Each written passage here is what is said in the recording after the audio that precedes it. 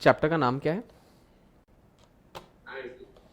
RTI, आरती नहीं है वो, RTI है, that is right to information act. अब इस फोटो को देख के इस कॉन्सेप्ट का जिस समझ जाओ कि ये फोटो को देख के क्या लगता है ये RTI किसके लिए बना होगा, मतलब इस एक्ट को बनाने के पीछे का लॉजिक क्या होगा। पॉलिटिकल पार्टीज वर्ड यूज किया तुमने, तुमने बोला कि सर पॉलिटिकल पार्टीज, हाँ पॉलिटिकल पार्टीज को क्या,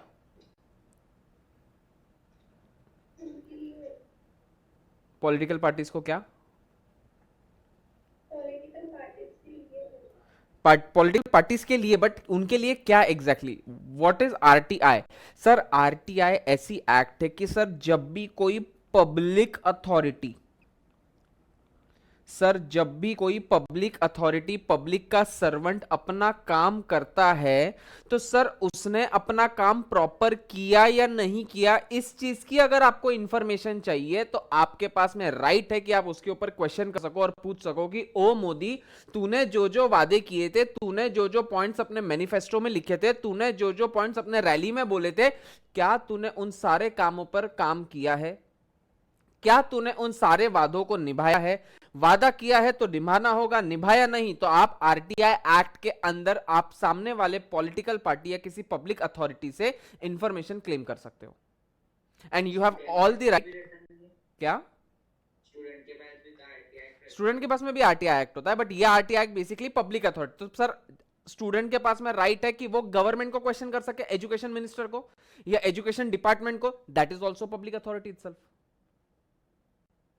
पब्लिक अथॉरिटी मतलब पॉलिटिकल पार्टी नहीं ना, मैंने वर्ड यूज किया पॉलिटिकल पार्टी नहीं, पब्लिक अथॉरिटी। सर जो जो भी पब्लिक सर्वेंट्स है, जो जो भी पब्लिक अथॉरिटी है, वो अपना काम किस प्रकार से कर रहे हैं, इस चीज के ऊपर क्वेश्चन करने का राइट तुमको RTI ने दिया है। आई बात समझ में? अब मेरे को एक बात बताओ, कल जाके बुलबुल को ऐसा लगता है कि मोदी ने काम नहीं किया, मोदी रात को 8 बजे आता है, मोदी रात को आके बोलता है मित्रों, ये वहां से चिल्लाती मित्रों पित्रों कुछ नहीं, साले जो काम बोला था वो तो किया नहीं, काय का मित्रों वित्रों कर रहा है, मेरे को नहीं बता, मेरे को ये बता तूने कल 3 दिन में क्या क्या काम किया। क्या तुम डायरेक्टली किसी को क्वेश्चन कर पाते हो? सर आप एक इंडिविजुअल हो, सामने वाली एक अथॉरिटी है, इसके बीच में एक कनेक्टिंग अथॉरिटी रहेगी। आप इसको क्वेश्चन रेस करोगे, ये इसको क्वेश्चन रेस करेगा, ये इसको आंसर देगा, ये आपको आके आंसर देगा। आप डायरेक्टली मोदी को नहीं बोल सकते, या मोदी डायरेक्टली आपको व्हाट्सएप करके नहीं बोलेगा सॉरी बुलबुल जी हमको थोड़ा लेट हो गया रिप्लाई करने में, आपने जो क्वेश्चन पूछा था उसका ये आंसर है। धुपटेगी गवर्नमेंट सबसे पहले इसको, ऐसे हरकतें किया इसने तो। ये जो बीच का कम्युनिकेटिंग ऑफिसर रहेगा, डायरेक्टली कम्युनिकेशन ये करेगा, ना कि आप करोगे। आई बात समझ में? चलो धीरे धीरे चलते हैं इसमें।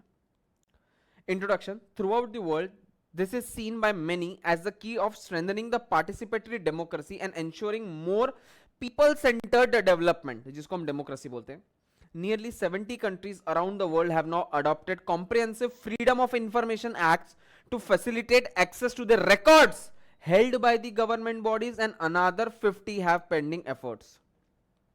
In India also, the government enacted Right to Information RTI Act in 2005, which came into force with effect from 12th October 2005. RTI Act क्या है? The Right to Information Act 2005 provides an effective framework for effectuating the right to information recognized under Article 19 of the Constitution. Sir article 19 में आपको दिया है freedom for information. आपको यह fundamental right होता है कि आप सामने वाले से जो इंफॉर्मेशन गेन करना चाहते हो वो राइटफुली आप गेन कर सकते हो। तो ये एक्ट बनी है आपके आर्टिकल का, सॉरी, कॉन्स्टिट्यूशन के आर्टिकल 19 के राइट के तहत। आई बात समझ में? विधि, श्रद्धा, रश्मि, समृद्धि तुम हो ना? हाँ हाँ, okay. Vidhi, Shraddha, cam on रखो। It may be pointed out that the Right to Information Bill was passed by the Lok Sabha on 11th May 2005 and by the Rajya Sabha on 12 May 2005 and received the assent of President on 15 June 2005. हमने क्या यही इसके पहले देखा था? Sir कोई भी चीज पहले बनती है बिल, फिर जाती है लोकसभा में, फिर जाती है राज्यसभा में, फिर उसको मिलता है सर प्रेसिडेंट का एसेंट, फिर जाता है वो सेंट्रल गवर्नमेंट के पास, और सेंट्रल गवर्नमेंट उसको पब्लिश करती है ऑफिशियल गैजेट में। अरे ऐसे ही देखा था, नहीं देखा था? क्या होता है सबसे पहले, क्या बनता है? बिल। बिल का जाता है लोकसभा, लोकसभा के पास जाता है राज्यसभा, राज्यसभा से पास होके जाता है प्रेसिडेंट के एसेंट के लिए, प्रेसिडेंट फॉरवर्ड करता है उसको सेंट्रल गवर्नमेंट को, और सेंट्रल गवर्नमेंट उसको पब्लिश करती है in its official gazette. Clear है? चलो, क्वेश्चन आ सकता है sir what are the salient features of the act. Sir act के फीचर्स क्या क्या है? The RTI Acts extends to whole of India except Jammu and Kashmir. ये 2005 में जब एक्ट बनी थी तब हमारे पास था एक्सेप्ट जम्मू एंड कश्मीर, अब हमने पास में एक्सेप्ट बचेगा क्या? नहीं सर, अब तो ये एक्ट सब जगह पे एप्लीकेबल हो जाएगी। Second, it provides a very definite day for its commencement that is 120 from the enactment. Sir 2005 में जब बनी थी उसके 120 दिन बाद में ही एप्लीकेबल हो चुकी थी, ये अभी अपने को काम नहीं, क्योंकि ऑटोमेटिकली अपना तो अब एप्लीकेबल हो चुकी है। It shall apply to the public authorities, all the citizens have the right to information subject to provisions of the act। कुछ provisions के तहत आप information मांग सकते हो। The public information officers, जिसको हम PIO बोलते हैं, ये जो इंसान था बीच का, इसका नाम है PIO, पब्लिक इंफॉर्मेशन ऑफिसर। आप कम्युनिकेट करोगे PIO को, PI कम्युनिकेट करेगा अथॉरिटी को, अथॉरिटी कम्युनिकेट करेगा PIO को, PIO कम्युनिकेट करेगा आपको। क्लियर है बात? The PIO या assistant public officers will be responsible to deal with the request for the information and also to assist the person seeking the information। Sir आप ये काम जब इंफॉर्मेशन ले रहे हो तो आप बुलबुल जैसे फोकटे ना रही है, आपको इसके लिए कुछ ना कुछ फीस भी पे करने पड़ने वाली है। Fees will be payable by the applicant depending on the nature of information sought. Nature of information आप कैसी लेने वाले हो उसके ऊपर डिपेंड करती है आपकी फीस कैसी रहेगी। ठीक है बुलबुल, यहां आप फोकट की पंचायती नहीं कर सकते। ओ मोदी आपको आपकी बीवी ने क्यों छोड़ा, हमको भी तो बताइए, ऐसी फालतू की इंफॉर्मेशन आप नहीं पूछ सकते अंडर आरटीआई। ठीक है ना? तुमको अगर पंचायती करना है, पंचायती के लिए एक्ट नहीं बनी है। This is for the security and the harmony of the nation. वरना बुलबुल को तो कैंप पे कितने लोग कितने आए कितने लोग गए उसका सबका लॉग बुक लेके बैठती है, वो पंचायती इधर काम नहीं आएगी आरटीआई के अंदर। रोशन नीचे देख, पढ़ाई कर। Certain categories of information have been exempted from the disclosure under section 8 and 9 of the act। कल जाके बुलबुल इतनी चोट्टी निकली, बुलबुल गवर्नमेंट को फोन करके पूछती है, गवर्नमेंट को पीआईओ को पूछती है, सुनना तुम्हारे जो भी डिफेंस के हमारे पास में मैकेनिज्म है, डिफेंस के जो भी स्ट्रेटेजीज है वो हमको बताओ ना कैसी है आपकी। गवर्नमेंट डिस्क्लोज करेगा क्या? तो sir certain matters, certain criterias have been exempted from disclosures, कि अगर तुम मांगते भी हो इंफॉर्मेशन तो भी गवर्नमेंट या पीआईओ आपका उसका इंफॉर्मेशन प्रोवाइड नहीं करेगा। वो कौन सी इंफॉर्मेशन होती है? Those information which has been disclose under section 8 and 9 of the act. मतलब सेक्शन 8 और सेक्शन 9 में ऐसी कुछ एक्टिविटीज है जिसका डिस्क्लोजर देने के लायबल नहीं है गवर्नमेंट किसी भी एप्लीकेंट को। आई बात समझ में? बुलबुल, श्रद्धा, पक्का? कैम ऑन रख। Intelligence and security agencies specified in Schedule 2 of the Act have been exempted from the ambit of the Act subject to certain conditions। मतलब जो भी सिक्योरिटी और इंटेलिजेंस एजेंसीज है, CIA जैसी होती है, ठीक है, जैसे ये जो भी रॉ होती है, NSIs होती है, ये सारों से आप इंफॉर्मेशन क्लेम नहीं कर पाओगे कभी भी। The RTI Act would reveal that 4 major element या objectives required to ensure good governance are। Sir RTI act लाने का मेन एडवांटेज क्या होता है? Sir it helps in greater transparency in the functioning of the public authorities. It creates informed citizenry for the promotion of partnership between the citizens and the government. It improves the accountability and performance of the government. जब government को पता है कि हमको इस चीज का जवाब सामने वाले इंसान को देना पड़ेगा तो ऑटोमेटिकली तो काम करेगा ना। जब तक टेस्ट नहीं ले रहा था तब तक तो पढ़ाई तुम भी नहीं कर रहे थे। जैसे ही पता चला कि तुम तुम्हारे पढ़ाई के लिए मुझे अकाउंटेबल हो, तब से पढ़ाई करना चालू कर दोगे। सीधी सी बात है। And last is reduction in corruption in the government department. Sir but of course अगर आप बोलोगे गवर्नमेंट, ओ गवर्नमेंट तेरा रेवेन्यू और कैपिटल एक्सपेंडिचर बता, और गवर्नमेंट ने आपको अपना पीएनएल बताया जिसमें क्रेडिट साइड में 1000 करोड़ आए और डेबिट साइड में 300 करोड़ आए, तो आखिरी में बैलेंस मेरे पास में 700 करोड़ बचना चाहिए था। बट अगर आपको लगता है कि यह गलत है, आपने इंफॉर्मेशन मांगी, इंफॉर्मेशन मांगने के तहत गवर्नमेंट ने आपको दिया, और यहां पे आपको समझ में आता है कि उसको क्रेडिट में इनकम टैक्स या टैक्सेस से रेवेन्यू जनरेट हुआ 1000 करोड़ का, और यहाँ पे उसने एक्सपेंसेस जो किए वो किए 300 करोड़, तो मेरा बैलेंस कितना बचना चाहिए था? लेकिन वो बचा है खाली 600 करोड़। अब तुमको एक क्वेश्चन आएगा कि सर ये 100 करोड़ गया कहाँ बीच में? ये 100 करोड़ का घपला क्या है? अब 100 करोड़ का घपला पता चला करप्शन का था, फंसी गवर्नमेंट। तो अगली बार से अगर आपके पास में आरटीआई है, ये गवर्नमेंट को भी पता रहेगा, तो गवर्नमेंट वही सारे काम करेगा जिसकी वजह से वो फंसे ना। सीधी सी बात है। क्लियर है मेरे गधेड़ो? हाँ ना? हाँ। The right to information, therefore, is not only a constitutional right of the citizens, but there is now a legislation. है? अच्छा. The right to information, therefore, is not only a constitutional right of the citizens, but there is now a legislation in the form of RT Act, which provides a legal regime for the people to exercise their fundamental rights to the information and to access information from the public authorities. The very preamble of the act captures the importance of this democratic right, as which it reads as, democracy requires an informed citizenry and transparency of information which are vital, which are important, which are functional to its functioning, and also to contain corruption, also to curb corruption, also to reduce corruption, and to hold the government and their instrumentalities accountable to the governed. आई बात समझ में? Sir ये छोटे इतना इतना अक्षर क्यों दिया? पहली चश्मा सबको, अरे इसलिए दिया क्योंकि वो इंपॉर्टेंट नहीं है, बट एक्ट तुमने पढ़ना है इसलिए दे के रखा हुआ है।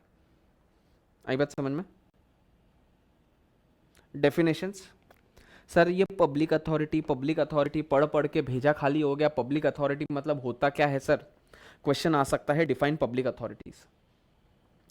Public authority means any authority or body or institution of the self-government established or constituted by the constitution, by any other law, by the parliament. Sir constitution ने बनाया हुआ जरूरी नहीं होना चाहिए। आपका सीए एक्ट, आपका CS act is in an act passed by the parliament, इसलिए वो भी पब्लिक अथॉरिटी में आ जाएगा।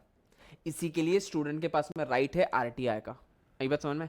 सर हमारी इंस्टीट्यूट कोई गवर्नमेंट तो नहीं है, बट फिर भी हम उसको पब्लिक अथॉरिटी क्यों डिक्लेयर कर रहे हैं? Because it is an act passed by the government, sorry parliament.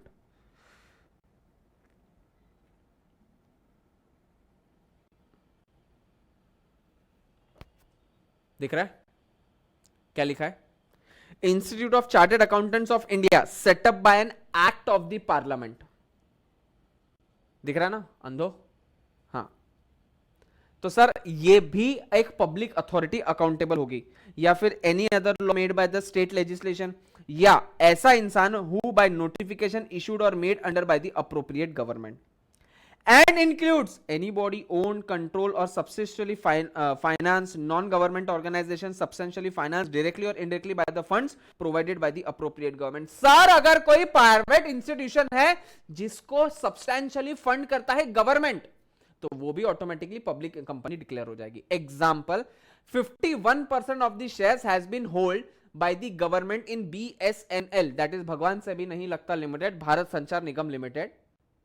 तो सर आइडियली वो कंपनी भी will constitute under public authority, क्योंकि आइडियली वो सर गवर्नमेंट है नहीं, बट उसको सब्सटेंशियली फाइनेंस किया गया है गवर्नमेंट से। सर फाइनेंस करना सिर्फ इंपॉर्टेंट नहीं है, सब्सटेंशियली फाइनेंस करना इंपॉर्टेंट है, मतलब मेजर पोर्शन उसको गवर्नमेंट प्रोवाइड करता है, तो that also comes under the authority of public authority.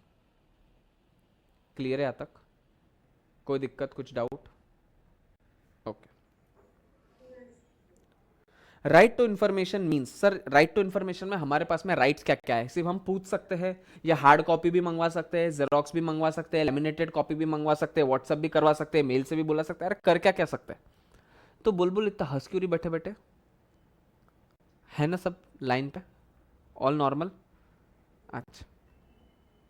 Right to information means right to information accessible under this act which is held by or under the control of any public authority and includes the right of taking notes, जो बुलबुल जिंदगी में नहीं लेती, extracts मतलब particular कोई एक part ले लेना, और सर्टिफाइड कॉपीज और डॉक्यूमेंट्स और records, inspection of work documents, आप जाके इंस्पेक्ट भी कर सकते हो, taking certified samples of the material, आपको कोई मटेरियल लगता है कि गवर्नमेंट कंपनी इस मटेरियल को बना रही है, तो आप उसका सैंपल लेके टेस्ट करवा सकते हो लेबोरेटरी में, obtaining information in the form of diskettes, floppies, tapes, video cassettes or in any other electronic or other printouts where such information is stored in computer or in any other device. Sir आप अगर computer में अगर कोई device में computer में कोई information save है तो उसका प्रिंट आउट ले सकते हो, हार्ड कॉपी में ले सकते हो, सॉफ्ट कॉपी में ले सकते हो, प्रिंट आउट फॉर्म में ले सकते हो, हार्ड डिस्क में ले सकते हो, फ्लॉपी में ले सकते हो, डिस्केट्स में ले सकते हो, वीडियो कैसेट्स में ले सकते हो, जिसमें चाहे उसमें आप ले सकते हो।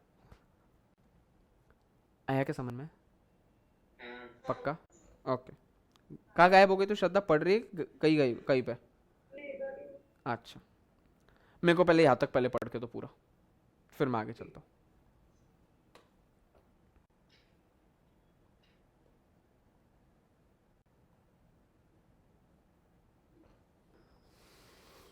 चलो उसके बाद में obligation of the public authority. Sir public authority की क्या क्या ऑब्लिगेशंस होती है? आ जाओ रे इधर।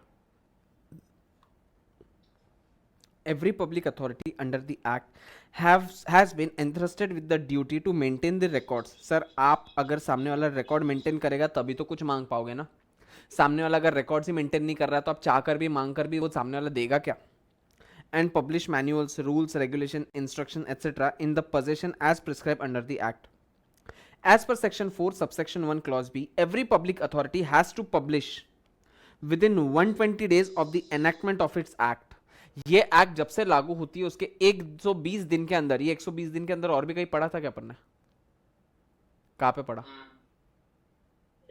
सैलिएंट फीचर्स में पढ़ा था। ओ कौन सा ऑडिटर चैप्टर में?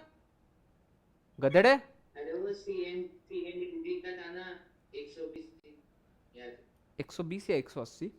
180 था क्या? 180 था। क्या क्या उसको मेंटेन करना पड़ेगा? विधि श्रद्धा कैम ऑन रखो।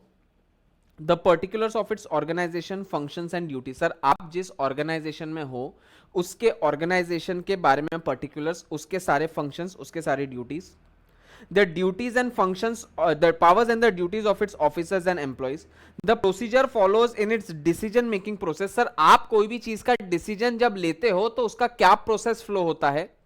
एग्जाम्पल अगर एक रिलायंस कंपनी में कोई डिसीजन लेना होता है तो पहले मुकेश अंबानी कुछ सोचता है, वो सीईओ सीएफओ से बात करता है, उसके बाद में बोर्ड ऑफ डायरेक्टर से चर्चा होती है, फिर ऑडिट कमेटी के पास जाती है, ऑडिट कमेटी के बाद में एजीएम में बुलाया जाता है, एजीएम में मेंबर्स को पूछा जाता है, तब जाके वो डिसीजन फाइनलाइज होता है। तो सर ये हो गया प्रोसेस ऑफ डिसीजन फ्लो। तो वैसे ही सर आपकी जो गवर्नमेंट अथॉरिटी है या आपकी जो गवर्नमेंट ऑर्गेनाइजेशन है उसमें किस तरीके से डिसीजन होता है, उसका क्या प्रोसेस फ्लो रहेगा वो आपको बताना पड़ेगा। The norms set by it for discharge of its function. Sir आपको अगर आपने फंक्शंस डिस्चार्ज नहीं किया तो आपको कितनी पेनल्टी लगेगी, कैसे पेनल्टी लगेगी, मतलब आपने आपके बेसिकली नॉर्म्स आपको बताने पड़ेंगे। The rules, regulations, instructions, manuals and records used by it's employees for discharging it's functions. The statement of the categories and documents held by it under its control. आपके पास में क्या क्या स्टेटमेंट्स है, क्या क्या डॉक्यूमेंट्स आप रखते हो, मेंटेन करते हो, आपको ये बताना पड़ेगा। The directory of its officers and employees. Sir आपके सारे ऑफिसर्स और एम्प्लॉयज की लिस्ट हमको बताओ, ये पर्टिकुलर इंसान इस कंपनी का क्या है, ये पर्टिकुलर इंसान इस कंपनी का क्या है, ये पर्टिकुलर इंसान ये कौन सी अथॉरिटी पर बैठा है, इस चीज का आपको एक डायरेक्टरी देना पड़ेगा। जैसे तुमने येलो पेजेस देखा होगा, डायरेक्टरी ऑफ फोन नंबर्स, वैसे ही आपकी ऑर्गेनाइजेशन में एक डायरेक्टरी रहेगी कि ये इंसान क्या काम करता है, ये इंसान क्या काम करता है, ये इंसान क्या काम करता है। The monthly remuneration receive by each of its officer. Sir पगार मिलती है 50,000 रुपए महीना, साल के होते हैं 6 लाख रुपए साल के, तो तुम्हारे पास में 10 करोड़ की जमीन कैसे खरीदी रहे तुमने? ये चीज से भी तो यही चीज से तो तुम इंफॉर्मेशन मांग सकते हो ना। सर जब आपकी पगार थी 6 लाख रुपए साल, आप 10 साल भी अगर काम करते तो 60 लाख रुपए आपके पास में टोटल आते, खर्चा खाता जाके शायद 30 लाख रुपए बचते। 10 साल के अंदर आपने 100 करोड़ की एस्टेट बनाई कैसे? How is it possible? जब आपके पास में रहे 30 लाख तो 100 करोड़ लाए कहां से आपने? मतलब आपने करप्शन किया होगा। मुझे इंफॉर्मेशन बताओ कि आपके पास में क्या रिकॉर्ड्स है इस चीज के, इसके लिए आरटीआई आया। The budget allocated to each of its agency indicating the particulars of all plans। जैसे तुम बजट देखते होंगे तो रेलवे मिनिस्ट्री का इतना बजट, डिफेंस में इतना बजट, एजुकेशन इंडस्ट्री में इतना बजट, कृषियों के लिए मतलब फार्मर्स के लिए इतना बजट। सर आपने जितना बजट अलोकेट किया है उसके अगेंस्ट में जो जो आपने प्लान बताया है उस अगेंस्ट में आपने कितना काम किया है, उस चीज का रिकॉर्ड बताओ। Details of the information available to or held by it reduce in electronic form. आप इलेक्ट्रॉनिक फॉर्म में भी रख सकते हो। Particulars of facilities available to citizen for obtaining the information. Sir citizen किस किस प्रकार से इंफॉर्मेशन अवेलेबल ले सकते हैं? एग्जाम्पल, क्या उनको आकर ही लेना पड़ेगा? क्या उनको दिल्ली वाले ऑफिस ही आकर लेना पड़ेगा? क्या उनको ऑनलाइन भी मिल सकता है? क्या उनको मेल पर भी मिल सकता है? क्या उनको हार्ड डिस्क में भी मिल सकता है? आपको यह बताना पड़ेगा कि किसी भी सिटीजन को अगर इंफॉर्मेशन लेनी है तो उसके पास में कौन कौन से वेज है। The names, designations and other particulars of PIO। Sir PIO public information officer में कौन कौन से लोग हैं जिसके साथ में कम्युनिकेट कर सकता हूं? सर PIO के ऑफिस में एक इंसान बैठी है, बुलबुल चोरडिया, वो है वहां की head of the team. Sir तो मैं डायरेक्टली हेड के पास तो जाऊंगा नहीं, उसके नीचे बैठी है सर विधि राठी है sir subordinate of the head, तो मैं हो सकता हूं पहले उसके साथ कनेक्ट करूं। उसके नीचे बैठा होगा सर रुशील जैन जो होगा वाका प्यून, तो मैं उससे तो बात करूंगा नहीं। तो मुझे तो पता चलना चाहिए ना कि मैं किससे एक्चुअली कम्युनिकेट करना चाहता हूं। तो इस चीज की भी तो आपको डायरेक्टरी देना पड़ेगा, इस चीज की भी तो आपको लिस्ट देना पड़ेगा। आई बात समझ में? And such other information as may be prescribed. हुआ ये? कोई दिक्कत है इसमें? अब request for obtaining the information. अब बुलबुल को कितना भी बोल दो, इसको अभी आज का चैप्टर पढ़ने के बाद में नई पंचायती सूझी कि चलो अब अपन भिन्न करेंगे एक दूसरे। एक राहुल गांधी ने तो दिमाग खराब करके रखा है, अब मैं दूसरे राहुल गांधी का मैं दिमाग खाऊंगी। मैं उससे इंफॉर्मेशन मांगती हूं कि उसने साल भर में कितना पैसा अपने जो भी रैलीज वगैरह होते हैं उस पर खर्चा किया। इस चीज की इंफॉर्मेशन वो डेफिनेटली मांग सकती है। दिस इज नॉट अ पंचायती, ये कर सकती है। बात समझ में? तो अब इसको इंफॉर्मेशन लेनी है उस वाले राहुल गांधी से। क्या रहेगा? The act specifies the manner in which the request may be made by the citizen. ये जो मोटा प्राणी बैठा है इसको हम सिटीजन बोलेंगे as of now. To the authority. Sir ये कौन सा अथॉरिटी को पैसा, कौन सा अथॉरिटी से इंफॉर्मेशन मांगने वाली है? चुप है। अथॉरिटी कौन है? बीच में इंसान कौन बैठा है? PIO public information officer. For obtaining the information, it also provides for transferring the request to other concerned public authorities who may hold the information। हो सकता है आपको डायरेक्ट वहां जाने की जरूरत नहीं, उसके बीच में भी कोई आदमी बैठे, उसके पास में भी ये चीज का इंफॉर्मेशन है, तो डायरेक्ट वो जो PIO राहुल गांधी के पास जाएगा नहीं। हो सकता है उसके असिस्टेंट के पास में अगर इंफॉर्मेशन होगी तो उससे लेके दे देगा। अभी तेरे को क्या उसका हैंड रिटन नोट चाहिए जो तेरे को उसी से इंफॉर्मेशन चाहिए? तेरे को इंफॉर्मेशन चाहिए, तेरे को मिल जाएगी। अब वो राहुल गांधी से आवे क्या, उसके असिस्टेंट से आवे क्या, उसकी मम्मी से आवे, तेरे को क्या पंचायती उसमें? सीधी बात है। Application is to be submitted in writing और इलेक्ट्रॉनिकली। कृपया करके व्हाट्सएप ना करिए बुलबुल। या तो आपको राइटिंग में देना पड़ेगा, मतलब ऑफिशियल लेटर कोट करना पड़ेगा, नहीं तो आप इलेक्ट्रॉनिकली कह सकते हो विद प्रिस्क्राइब फी। फोकटी देख ले, सोच ले, अभी भी इंफॉर्मेशन चाहिए क्या? फीस पे करना पड़ेगा टू दी PIO। ठीक है, ये PIO मतलब ये दूरदर्शन का ये नहीं है, लोगो नहीं है, PIO का ही लोगो है। Information to be provided within 30 days. जब से बुलबुल PIO को इंफॉर्मेशन मांगेगी, इंफॉर्मेशन वाला जो PIO है वो सामने वाले को फॉरवर्ड करेगा और इसको इंफॉर्मेशन मिल जानी चाहिए within 30 days. Second, 35 days when the request is given to the assistant PIO। Sir assistant PIO को देगा तो थोड़ा 5 दिन एक्स्ट्रा दे दो, क्योंकि असिस्टेंट अपने हेड को देगा, अपना हेड राहुल गांधी को देगा, तो 5 दिन हमको थोड़ा ज्यादा दे दो।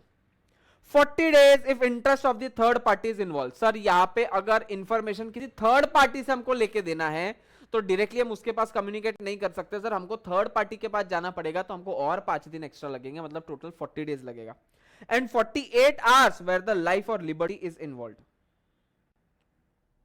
48 आवर्स व्हेन लाइफ और लिबर्टी इज इन्वॉल्व, मतलब जहां पे आपकी लिबर्टी या आपके फंडामेंटल राइट या आपके लाइफ के ऊपर कोई थ्रेटनिंग आ रहा है और ऐसा कुछ हो रहा है, जैसे भोपाल गैस विक्टिम में जैसा केस, जहां पे आपके लाइफ पर डायरेक्टली अफेक्ट होता, तो हम 1 महीने तक नहीं रुकने वाले, ये तो चंद घंटों की मेहमान बन के बैठ जाएगी फिर तो सर वहां पे आपको 48 आवर्स के अंदर सामने वाले इंसान को रिप्लाई करना पड़ेगा।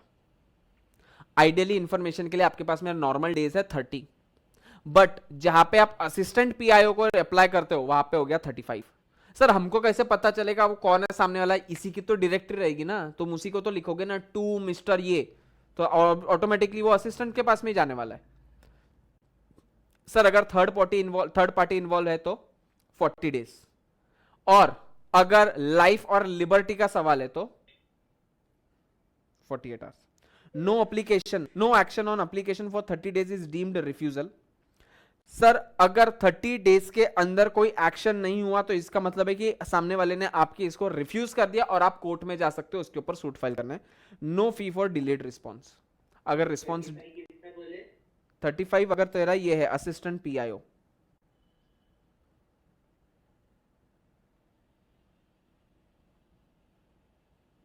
आई बात समझ में? यहां तक कोई दिक्कत है? चलो, अब what are the duties of PIO, Shraddha read करना।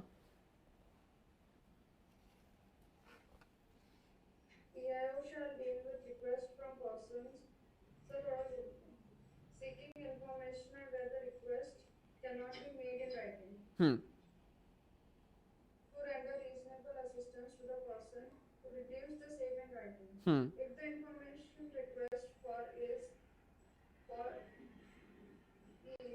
held by or its subject matter is closely connected with the function of another public authority, the PIO shall transfer within 5 days the request to that other public authority and inform the applicant immediately. Okay sir, अगर आपने एक इंसान को information मांगा और वो इंसान की इन्फॉर्मेशन किसी और के पास में है तो वो मुझे वो सामने वाले को 5 दिन में फॉरवर्ड कर देगा और मुझे रिप्लाई देगा कि भाई थोड़ा टाइम लग सकता है क्योंकि आपने जिससे इन्फॉर्मेशन मांगा था उसके अलावा किसी और से हमको इन्फॉर्मेशन लेना पड़ने वाला है। Okay PIO may seek the assistance of any other officer for the proper discharge of his or her duties. Sir PIO किसी और की भी हेल्प ले सकता है, जरूरी नहीं कि पीआईओ हमेशा सक्षम है, वो चाहे तो किसी और की हेल्प ले सकता है। On request of a on receipt of request shall be expeditiously as possible, shall be quickly as possible.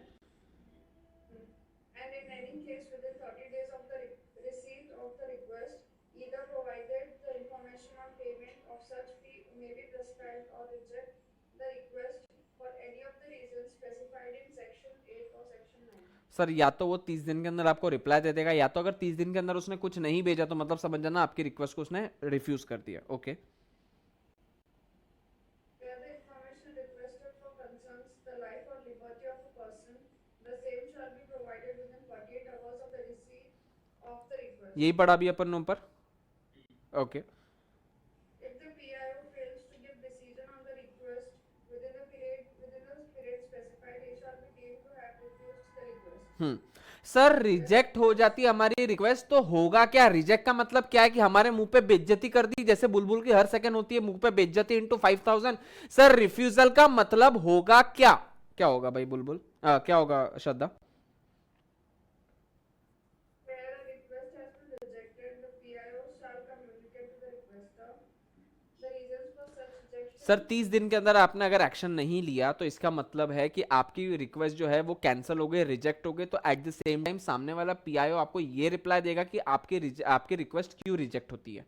And second The person within which an period appeal period period such rejection may be preferred and the particulars of the appellate authority. Correct sir. Second, आप किसके पास में जा सकते हो, कितने time के अंदर किसके पास में जा सकते हो? सर मम्मी के पास में, अरे नहीं रे, कोर्ट के पास में। कौन सा तुम्हारा अप्लीकेंट अथॉरिटी रहेगा जिसके पास में तुम सूट फाइल कर सकते हो और with in how many days, ये भी आपको सामने वाला बता देगा। Okay PIO shall provide information in the form in which it is sort sought unless it would proportionately divert the resources of PIO or would detrimental to the safety or preservation of the record in the question। ये कोई काम का नहीं है। चलो रुशिल यहां से पढ़ना।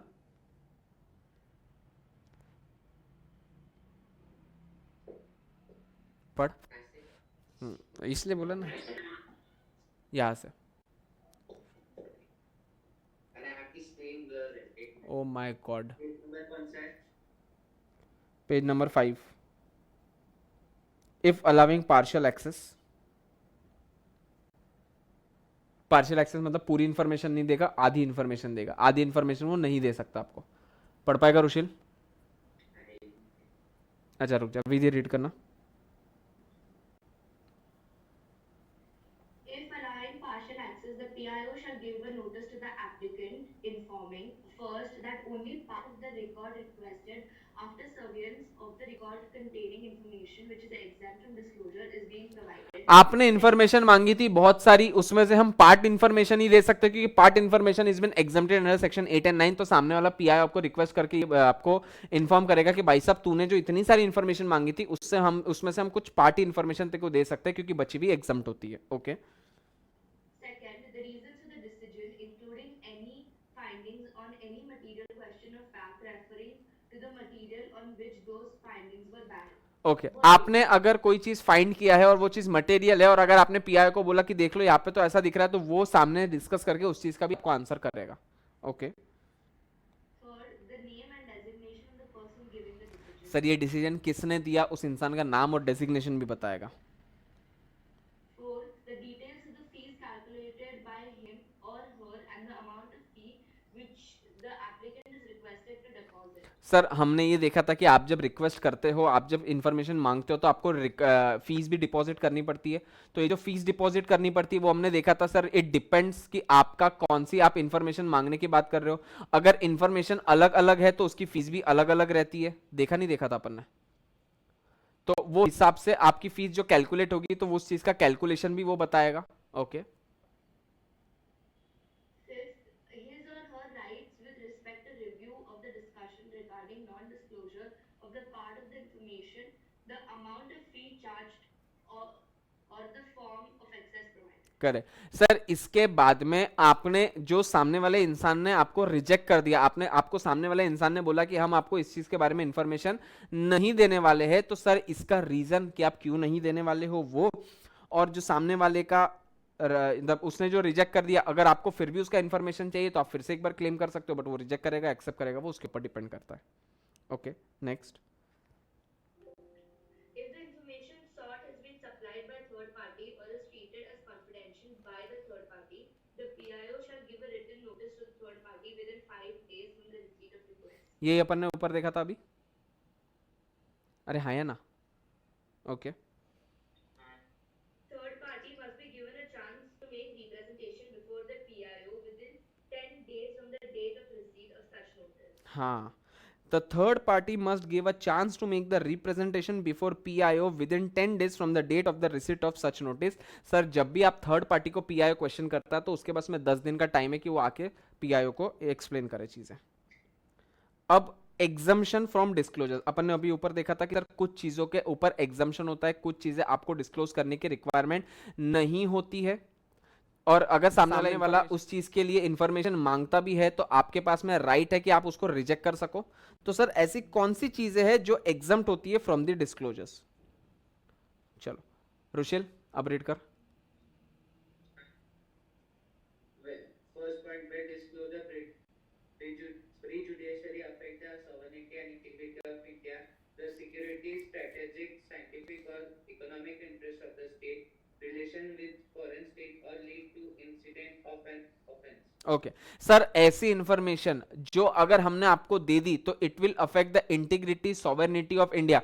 अगर भारत के संविधान को, भारत की सुरक्षा को, भारत की कोई भी मान मर्यादा को अगर वो हैम्पर करती है तो वो इन्फॉर्मेशन हम आपको नहीं देने वाले, बात खत्म। जैसे आप डिफेंस की स्ट्रेटेजीज मांग लोगे, हम थोड़ी पागल है जो आपको दे देंगे, आप तो बेच डालोगे पाकिस्तान को। आई बात समझ में? ये ऐसी मुन्नी है जिसको हम पाकिस्तान छोड़ के भी नहीं आ सकते, बेचारा मुन्ना इसको उठा तो मर जाए यही की यही। तो ऐसी इंफॉर्मेशन जो आप नहीं फॉरवर्ड करोगे और अगर करते हो तो इससे आपकी भारत की या इंडिया की सॉवरेनिटी और इंटीग्रिटी को हैम्पर होता है, आप ऐसी इंफॉर्मेशन को नहीं डिस्क्लोज करोगे। Okay Information which has been expressly forbidden by any court or tribunal or the disclosure of which may constitute contempt of truth. Sir ऐसी इंफॉर्मेशन जिसको आपको अगर दे दिया तो it would be contempt of the court, मतलब court की तौहीन हो जाएगी। अरे ऐसा होता है ना कि अगर आप जज साहब को गाली दे दो, ये हरकत एक ही कर सकता है यहाँ पे, तुमको भी पता है कौन। एकदम पिक्चर देख के आई थी बुलबुल, बुलबुल को बोला कि ये बुलबुल बैठी थी वो सामने कोर्ट, उसका पति के लिए केस लड़ रहा था कि इसके पति ने मारा होगा किसी को, मुंह की भी कट, इसके पत्नी रहेगी क्या तेरी? पति रहेगा ना तेरा, और क्या रहेगा। तो केस चल रहा था, इसने कुछ बोल दिया जज साहब ने इसके पति के लिए, ये उठ के खड़ी हो गई वैसे, जज साहब ये तो गलत है। जज साहब बोलते चुप रहे, उधर से मत बोल, जो भी बोलना है इधर कटघरे में आके बोल। आ गई कटघरे में आके बोलती है ऐसा नहीं होता है, ऐसा थोड़ी होता है, ऐसा तो ये तो चलता है, इतना क्या हो गया। जज साहब ने बोला नहीं भाई ऐसा नहीं चलता है। बोले जज साहब फाड़ दो कानून की किताब है। जज साहब है वो फाड़ डालेगा तेरे को। जज साहब नहीं सुना, गालियां देने लगे बेशरम औरत। It is the contempt of the court. आपने कोर्ट की तौहीन किया है। तो सर ऐसी कोई भी इंफॉर्मेशन, सपोज आप जज के बारे में कोई चीज इंफॉर्मेशन मांगते हो या आप कुछ ऐसी इंफॉर्मेशन मांगते हो जो कोर्ट फॉरबिड करता है आपको देने से, क्योंकि कोर्ट के हिसाब से अगर ये इंफॉर्मेशन पब्लिक के पास में चली गई it will be considered as a contempt of the court. तो ऐसी इंफॉर्मेशन आप नहीं देने वाले हो, आपके पास में पूरा राइट है। Continue. disclosure would cause a breach of privilege of parliament or the state legislature. Okay ऐसा डिस्क्लोजर जो आपके प्रिविलेज है, आपके पार्लियामेंट या स्टेट लेजिस्लेचर आपको फॉरबिड करता है, ऐसी चीज नहीं दे पाओगे। फिर Information including commercial, confidential, trade secrets or intellectual property, where disclosure would harm competitive position of third party or available to a person in a fiduciary relationship unless larger public interest so warrant. मतलब basically अगर आपने सामने वाली information, सामने वाले बंदे की ऐसी इंफॉर्मेशन मांगी है जिससे उसके सारे ट्रेड सीक्रेट्स खुल जाएंगे और आप उसके बड़े कॉम्पिटिटर बन जाओगे, तो ऐसी इंफॉर्मेशन आपको कोई नहीं देने वाला है। प्लीज कल जाकर तुम कोको कोला को मांग लो, बता तेरा फॉर्मूला क्या है जिसके वजह से तू चल रहा है, बोले मेरे पास में आरटीआई है। ऐसा थोड़ी होता है, पागल है क्या? आरटीआई तो कुछ भी यूज करेगा क्या? आई बात समझ में? हाँ। Information receiving confidence from a foreign government. First foreign government की अगर कोई इन्फॉर्मेशन आपके पास में आती है, जैसे आरबीआई के पास में आईएमएफ पॉलिसी के बारे में कोई इन्फॉर्मेशन आती है, वर्ल्ड बैंक के बारे में कोई इन्फॉर्मेशन आती है, तो आप आरबीआई को ये क्लेम नहीं कर सकते ओ आरबीआई क्या फॉरेन वाले के लिए करता है, वही तो साले अंग्रेज थे जिन्होंने 200 साल हमको लूटा है, अब तो इन्फॉर्मेशन मेरे को दे दे, मैं आगे फॉरवर्ड कर लेता हूँ, चाइना और इनका अपन लड़ाई करा देंगे। भाई फॉरेन गवर्नमेंट की भी इन्फॉर्मेशन आप ऐसे डिस्क्लोज नहीं करोगे जस्ट बिकॉज आप इंडियन गवर्नमेंट और वो फॉरेन गवर्नमेंट की इन्फॉर्मेशन है तो हम फॉरेन गवर्नमेंट की इन्फॉर्मेशन आपको ट्रांसफर करते हुए, ऐसा कभी नहीं हो सकता। Okay Information the disclosure of the endangers life or physical safety of any person or identifies confidential source of information or assistance. Sir आप ऐसी कोई इन्फॉर्मेशन दे रहे हो जो एंडेंजर करता है किसी की लाइफ को, किसी के पर्सनल सेफ्टी को। जैसे फॉर एन एग्जांपल मोदी का गवर्नमेंट के लिए इसने बुलबुल ने पूछा ओ मोदी गवर्नमेंट मेरे को आपके जो भी ये है आपका जब भी कॉन्वॉय निकलता है तो आप कौन से गाड़ी में बैठते हो हमको बताओ। बस ऐसी इन्फॉर्मेशन चाहिए थी। अब कॉन्वॉय निकलता है ना बहुत सारी कार्स का, तो किसी को नहीं पता होता उसमें से मोदी या कोई भी एक स्पेशल पर्सन जो होगा वो कौन से गाड़ी में होगा। बोले हमारे पास में आरटीआई है, हमको बताओ। अब जब भी जाओगे उसके ऊपर ऐसा झंडा लड़ा ना, हमको मालूम पड़ जाएगा आप उसके अंदर हो। आरटीआई के ऐसे नहीं हरकतें कर सकते जहां पे आप किसी के पर्सनल लाइफ और लिबर्टी को हैम्पर कर सको, एंडेंजर कर सको। Okay Information that could impede the process of investigation or apprehension or prosecution of offenders. आप किसी का इन्वेस्टिगेशन चल रहा है उसके बीच में नाक घुसड़ने की कोशिश कर रहे हो, बताओ हमको इन्फॉर्मेशन अभी तक आपने क्या क्या लिया है। हम आपको नहीं बताएंगे जब तक इन्वेस्टिगेशन पूरी नहीं हो जाती। अगर तुमने रुस्तम मूवी देखी होगी, रुस्तम पावरी, रुस्तम मूवी देखी, तो रुस्तम मूवी में याद है एक न्यूज़पेपर वाला होता है जो बार बार न्यूज छापता है, तो कोर्ट उसको जेल में फेंक देता है क्योंकि वो इन्वेस्टिगेशन के बीच में हरकतें कर रहा है। अब क्या हो रहा है, वो इन्फॉर्मेशन एक कोर्ट के अंदर जो चीजें है वो आइडियली बाहर नहीं जानी चाहिए, वो कोई कॉन्फिडेंशियल नहीं है, वहां पे पब्लिक ही बैठी है, बट पब्लिक एट लार्ज को तुम मीडिया के थ्रू मत बता दो, वरना क्या होता है कि डिसीजन आने इन्वेस्टिगेशन में लोग अपना डिसीजन बना दिए जाएंगे। तो ऐसा वो अगर इंपीड कर रहा है आपके कोई भी इन्वेस्टिगेशन के बीच में तो आप उस इंफॉर्मेशन को रोक सकते हो। जैसे जब 26/11 हुआ था, 26/11 हुआ था, हमारे इंडियंस बहुत स्मार्ट है, मतलब भगवान ने शायद इंडियंस बनाया फिर दिमाग बनाना बंद कर दिया, ऐसा हमको लगने शुरू हो गया था।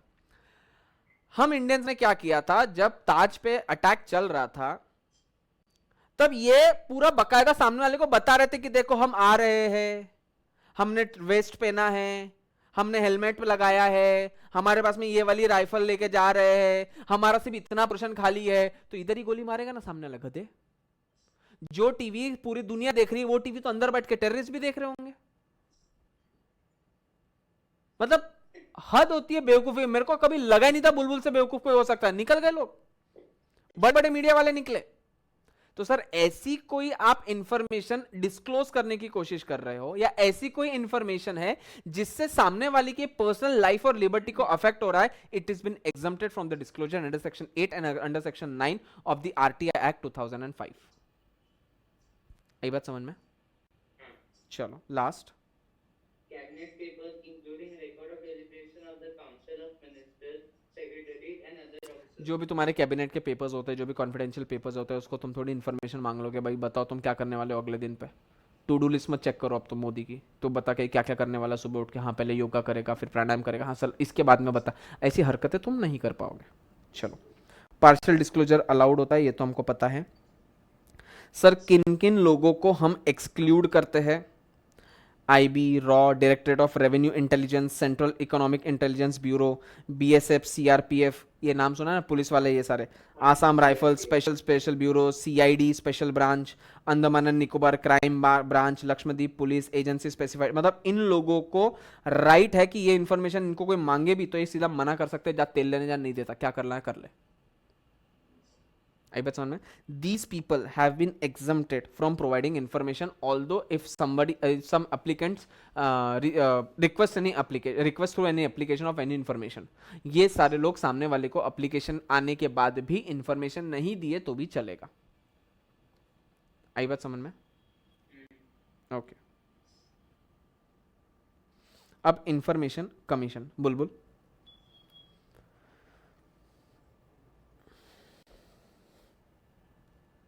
अंधी चश्मा लगा ले, दिखेगा तेरे को बिना चश्मे के? हाँ ठीक है। Central Information Commission (CIC). The Central Information Commission is to be constituted by the central government through a gazette notification. Through a gadget notification. ये ऑफिशियल गैजेट जो मैंने बोला था ना कि एक्ट कब बनती है, जब सेंट्रल गवर्नमेंट अपने ऑफिशियल गैजेट में उसको डाल देता है तब। Okay. The Central Information Commission consists of the Chief Information Commissioner and Central Information Commissioners not exceeding 10. Okay, मतलब समझ रहे इसमें कौन होता है सर? एक होता है सीआईसी, इसके आगे होते हैं कमिश्नर्स नॉट एक्सीडिंग 10, ये होता है चीफ, ये होता है सेंट्रल। ओके सर, ये अपॉइंट कौन करेगा? हाँ बुलबुल। वो येलो वाला नहीं दिख रहा है। Okay, these shall be appointed by the president of India on the recommendations of the committee. Sir president of India appoint करेगा on the recommendation of the committee. Sir committee में कौन कौन रहेंगे? एक रहेगा PM who is the chairman of the committee, एक रहेगा leader of the opposition in Lok Sabha, and एक रहेगा union cabinet minister to be nominated by the prime minister. इसमें टोटल 3 लोग रहेंगे। कौन सी कमिटी में 3 लोग रहेंगे? जो कमिटी सजेशन देगा पीएम को और सजेशन देगा प्रेसिडेंट को और प्रेसिडेंट अपॉइंट करेगा इन बंदों को। सर कौन से बंदे हैं ये? सेंट्रल इंफॉर्मेशन कमीशन के। सर इसमें कौन कौन रहेंगे? एक रहेगा चीफ इंफॉर्मेशन कमिश्नर, एक रहेगा central information commissioners not exceeding 10, मतलब इसमें मैक्सिमम 10 और इसका एक, इसमें टोटल 11 लोग रहेंगे। ये जो 11 लोग हैं ये कौन अपॉइंट करेगा? सर ये 11 लोगों को जो अपॉइंट करने वाला है वो करने वाले हैं हमारे प्रेसिडेंट। सर ये जो प्रेसिडेंट है वो खुद के दिमाग से अपॉइंट करेंगे क्या? नहीं, ये प्रेसिडेंट को सजेशन देगी एक कमिटी। सर ये कमिटी में कौन लोग रहेंगे? ये कमिटी में एक रहेगा पीएम जो रहेगा चेयरमैन, एक रहेगा अपोजिशन लीडर ऑफ लोकसभा और तीसरा रहेगा कैबिनेट मिनिस्टर। आई बात समझ में? Okay continue Bulbul. The Chief Information Commissioner and Information Commissioners shall be persons of eminence in public life with wide knowledge and experience in law, science and technology, social service, management, journalism, mass media, administration and governance. Okay CIC shall not be a member of parliament or member of the legislature of any state or union territory. याद रखना वो parliament के कोई member नहीं होना चाहिए, independent body होनी चाहिए। Okay He shall not hold any other office of profit or connected with any political party or carrying on any business or pursuing any profession. Sir वो कोई बिजनेस नहीं करना चाहिए, उसने कोई प्रोफेशन नहीं करना चाहिए, उसने कोई ऑफिस कैरी नहीं करना चाहिए for the profit. Okay The general Superintendence. superintendence, direction and management of the affairs of the commission vest in the chief information commissioner who shall assisted by the information commissioner. Okay information commissioners, कितने commissioners होते हैं information? Not exceeding 10, याद है? 10. Okay commission shall have its headquarters in Delhi. याद रखना commission के headquarters कहाँ पे है? दिल्ली के अंदर। मेरे को इनका नाम नहीं पता बट ये है अपने अभी सीआईसी जिसका फोटो डाल कर रखा है मैंने को। चलो, the chief information commissioner shall hold the office for a term which may be prescribe as by central government but and shall not be eligible for reappointment. Sir जो चीफ इंफॉर्मेशन कमिश्नर रहेगा, ये जो CIC है ना, इसके अलावा और IC होंगे, कितने होंगे? 10 मैक्सिमम 10, मैक्सिमम है वो, 2 3 4 भी हो सकते हैं, मैक्सिमम 10 हो सकते हैं। तो ये जो CIC है ना सर, इसका टेन्योर कितना रहेगा? जितना सेंट्रल गवर्नमेंट बोलेगी, 1 साल 2 साल 4 साल 5 साल 10 साल 20 साल 40 साल 50 साल, जितना भी होगा। बट ये रीअपॉइंट कभी नहीं हो सकता। मतलब सपोज सेंट्रल गवर्नमेंट ने बोला कि भाई साहब तू ऑफिस 4 साल तक संभालना, 5 साल तक संभालना, वो संभाल लेगा, फिर लाइफ में कभी रीअपॉइंट नहीं हो पाएगा। ओके। और sir, provided that no chief information commissioner shall hold the office after he has attained the age of 65 years। अपने उम्र के 65 साल के बाद में तो वो कभी भी नहीं आ सकता। सर मतलब अगर मैं at the age of 62 years आया और सेंट्रल गवर्नमेंट बोला 5 साल बाद रिटायर होगा, तो क्या मैं 67 में रिटायर होगा? नहीं सर, आप 65 में ही रिटायर हो जाओगे। सर अगर मैं 50 ईयर्स में आया और मेरे को गवर्नमेंट ने 3 साल बोला, मैं 53 तक हो गया, 3 साल के अंदर रिटायर हुआ और फिर बाद में 64 ईयर्स में आके मेरे को 1 साल के लिए अपॉइंट कर लो, मैं हो सकता हूं? नहीं हो सकता sir. Every information commissioner shall hold the office. Sir ये इंफॉर्मेशन IC की बात चल रही है, CIC का खत्म हो गया, अब IC की बात चल रही है। जो 10 थे ना वो shall hold the office for such term as may be prescribed by the central government or till he achieve the age of 65, whichever is earlier, and shall not be eligible for reappointment. Provided that every information commissioner shall on vacating his office under this subsection be eligible for appointment as CIC in the manner specified. Sir, जो भी IC ने retire हो गया तो वो CIC बन सकता है। CIC रिटायर होकर IC नहीं बनेगा। अरे नीचे से ऊपर जाते, ऊपर से नीचे कोई नहीं आता है।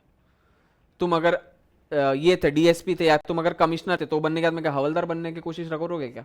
लेकिन अगर हवलदार है तो आप इंस्पेक्टर बनने की कोशिश हमेशा करोगे। तो आप नीचे से ऊपर की चेन में जाओगे, ना कि ऊपर की चेन से नीचे आओगे। बात समझ में? Provided further that information commissioner is appointed as CIC। Sir जो IC अब CIC बनने वाले हैं, his term of office shall not be more than 5 years in aggregate as the information commissioner and CIC। मतलब दोनों की पोजीशन मिलाकर 5 साल। मतलब सर पहले मैं IC था, बहुत अच्छा काम चल रहा था, मैं 1 साल IC था, 2 साल IC था, फिर मैंने ऑफिस वेकेट कर दिया, फिर मैं अप्लाई किया CIC के लिए। CIC के लिए मेरे को अप्लीकेशन मिला, मतलब अप्रूवल मिला, तो गवर्नमेंट ने बोला कि तू 5 साल तक CIC, तो मैं 3रा साल करूंगा, 4थे साल करूंगा, 5वें साल करूंगा, 6वें साल करूंगा और 7वें साल करूंगा। क्या सर ये 2 साल नहीं करूंगा, बस मेरा टेन्योर इस पे खत्म हो जाएगा। सर मेरा IC का टेन्योर और CIC का टेन्योर दोनों को मिला के मेरे पास में 5 साल का टाइम है। सर अगर मैंने IC में ही अपने 5 साल खत्म कर दिए पूरे, तो मैं CIC कभी बन ही नहीं सकता। समझा? पक्का? कोई डाउट इसमें? ओके।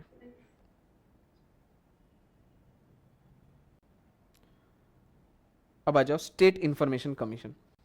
द स्टेट, अब वो सेंट्रल था, अब ये स्टेट है। The state information commission will be constituted by the state government through official gazette. The state commission consist of 1 state SCIC and not more then 10 SIC। मतलब जो ऊपर था नीचे, ऊपर सेंट्रल था, इधर स्टेट, इतना ही फर्क है। This shell be appointed by the governor. वो कौन अपॉइंट कर रहा था? प्रेसिडेंट। ओके।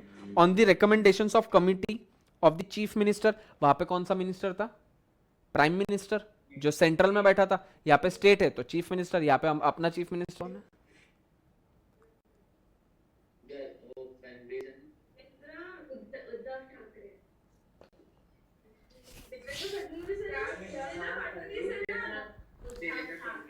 देवेंद्र फडणवीस है बुलबुल, अपना CM उद्धव ठाकरे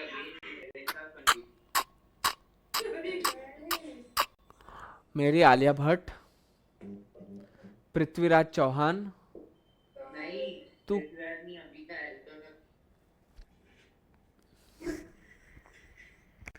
तुम लोग कौन सी मौत पसंद करोगे, गला घोट के या पानी में डूबकर? सालो, अभी तो उद्धव ठाकरे पहले का। अरे रोज कोरोना की न्यूज आ रही है, रोज कोरोना की न्यूज तो देख लिया करो कम से कम। उद्धव ठाकरे करवा रहा है ना ये सब जो करवा रहा है, लॉकडाउन वगैरह। इंस्टाग्राम की रील स्वाइप कर लो, तुम्हारी जिंदगी उसमें खत्म हो जानी है एक दिन। रील से देखता हाँ, बनाता क्या, नहीं बनाता, मुजरा नहीं करना अपन ने। अपन करते भी हाँ, चलो नहीं। चलो। चीफ मिनिस्टर रहेगा, सीएम रहेगा, who is the chairman of the committee, and other members will include the leader of the opposition in legislative assembly and one cabinet minister nominated by the chief minister. ठीक है। Terms of office, sir terms of office क्या रहेगा, as में be prescribed, provided 65 years के ऊपर नहीं होना चाहिए। सेम इसके लिए रहेगा कि सर जो SIC रहेगा, मतलब स्टेट इंफॉर्मेशन ऑफिसर, उसका भी टर्म एज में भी प्रिस्क्राइब, एज रहेगा 65 ईयर्स तक। सर क्या जो SIC है वो बाद में CIC SIC जो है वो SCIC बन सकता है? डेफिनेटली बन सकता है, बट दोनों का टेन्योर मिला के कितना नहीं होना चाहिए, किससे ज्यादा नहीं होना चाहिए, कितने साल से ज्यादा नहीं होना चाहिए दोनों का मिला के? 5 ईयर्स। सेम बात है। अब powers of information commission, sir information commission की क्या क्या पावर्स होती है? द स्टेट इंफॉर्मेशन कमीशन या state information central information commission और state information commission has the duty to receive the complaints, sir इनको हम कंप्लेन करेंगे, किन की? PIO की, from any person who has not been able to submit the information request because a PIO has not been appointed।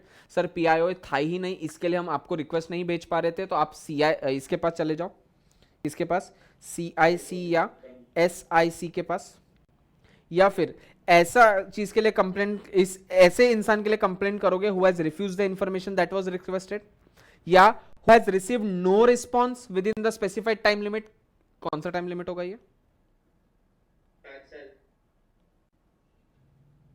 65 हैं? 40 अरे 30 days.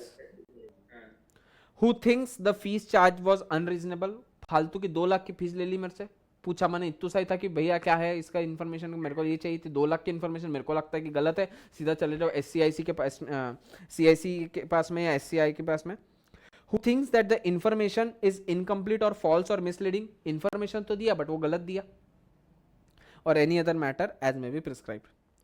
If the commission feels satisfied, an inquiry may be initiated, and while initiating an inquiry, the commission has the power vested in the civil court। Civil court को जो जो powers मिली है वही powers इस commission को मिलेगी। आई बात समझ में? अब any person who does not receive a decision within the specified time or is aggrieved by the decision of the PIO may file an appeal। Sir PIO के अगेंस्ट में आपको अपील फाइल करनी है, तो फर्स्ट अपील फाइल करोगे to the officer senior in rank to PIO in the concern public authority within 30 days from the expiry of prescribe time. 30 दिन के अंदर आपके पास में इंफॉर्मेशन नहीं आती है तो अगले 30 दिन में आप केस फाइल कर सकते हो। सर वो भी नहीं किया उसने, उस रैंक जो PIO से ऊपर सबॉर्डिनेट में था, सॉरी ऊपर वाली अथॉरिटी था, उसको आपने अपील किया, उसने भी इंफॉर्मेशन नहीं दिया, तो सेकंड अपील आप किसके पास में जाओगे? CIC के पास में या SCIC के पास में within 90 days on the date on which decision was given और शुड हैव बीन मेड। अरे आया क्या बात समझ में?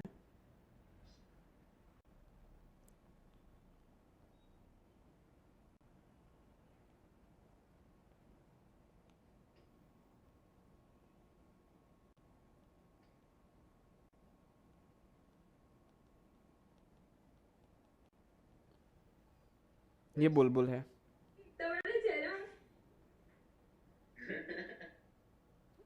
पेज के हिसाब से बराबर है। तेरे फोन में भी तो 2 कैमरे लगते हैं ना बाबू, एक फोन में तो तू भी नहीं आती तेरे सेल्फी में, तेरे को भी तो 2 फोन लगते हैं ना फोटो खींचने के लिए, तो वो हिसाब से बराबर है।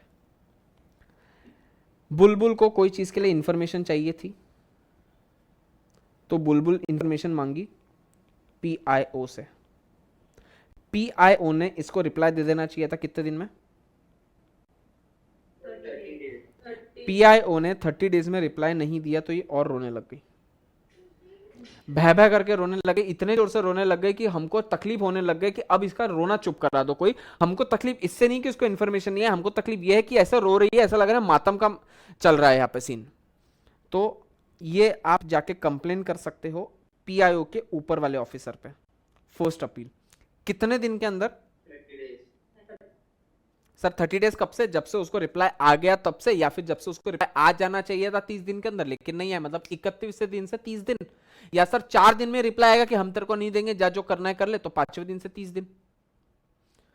अगर इस चीज से भी आपको सेटिस्फेक्शन नहीं होता है, या इसको आपको लगता है कि इसने गलत इंफॉर्मेशन दी है, मिसलीडिंग इंफॉर्मेशन, या इसने भी रिजेक्ट कर दिया है, तो ये और भय भय करके रोने लग गई।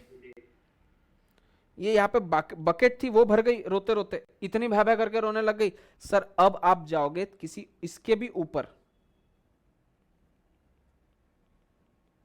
कितने दिन में? 90 days. आई बात समझ में? सर ये हो गई आपकी फर्स्ट अपील, ये हो गई आपकी सेकंड अपील। सर इसमें कोई एक्सटेंशन मिलने वाला है क्या?